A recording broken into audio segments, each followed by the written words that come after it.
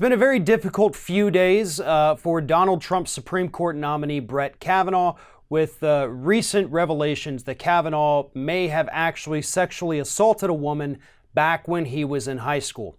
The woman had sent an email, or a letter actually, to Dianne Feinstein earlier this summer explaining the situation, telling her what happened, and then recently, just a few days ago, actually came forward and said, "This was me. I wrote the letter because I want to be the one to tell my story." The woman is named Christine Ford. She is a psychology research professor. Very credible. She actually told her therapist and her husband about what happened back in 2012. She has taken a polygraph test and passed it while explaining the allegations. And here's what they are. When she was 17 years old, she was at a friend's house. Kavanaugh, also 17 at the time, with his two friends, came in, forced her into a bedroom. Kavanaugh climbed on top of her, began groping her over her clothing, trying to remove her clothing, as well as the bathing suit that she was wearing. Kavanaugh's friends were watching all of this. She tried to scream. Kavanaugh put his hand over her mouth so that nobody would hear her screaming.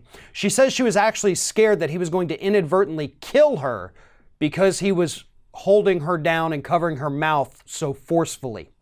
But then once Kavanaugh's two friends decided they wanted to join in as well, the three or four kind of tumbled, fell off the bed. She ran out of there, locked herself in a bathroom until she felt it was safe, and then fled and left the house. So those are the new allegations against Brett Kavanaugh. Yes, they are 35-year-old allegations, but that does not make them any less credible. And given the fact that this woman is a psychology research professor, she has passed a polygraph test, she has told other people that this happened many years ago, this is something that has to be taken seriously. And so far, there aren't enough Republicans in the Senate who seem to be thinking that this is credible, or even if it is credible, they don't seem to think it matters. We have had Republicans over the last few days come out and tell us that this is just what boys do. One of the character witnesses for Brett Kavanaugh, Mark Judge, who actually has spent several years online trying to attack women who come forward with sexual assault accusations against men, says that this is what all 17-year-old boys do, right? Because what 17-year-old boy hasn't tried to rape someone? Well, I'll answer that question for you, because the answer is most of them have not tried to rape someone. And it doesn't matter if he was 17 or if he was 47.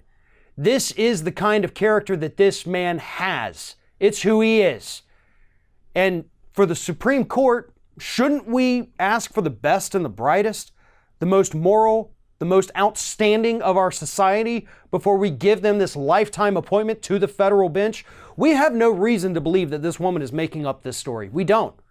Now, we can question why Dianne Feinstein didn't call her in sooner or didn't bring these accusations to the public, but we do know that Republicans were ready and waiting with a list of 65 women who said that, hey, Kavanaugh's a good guy. He never tried to rape me, so what's the matter? What's the point?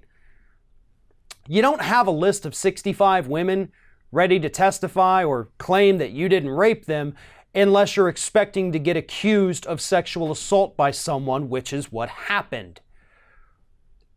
This probably won't hurt Kavanaugh, and that's the sick punchline to all of this. He's probably still going to be rammed through a confirmation. You might have one or two Republicans with enough courage to stand up and stop it, but they're not going to stop it forever.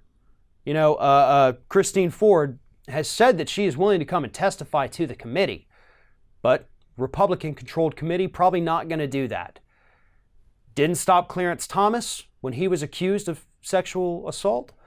Probably not going to stop Brett Kavanaugh.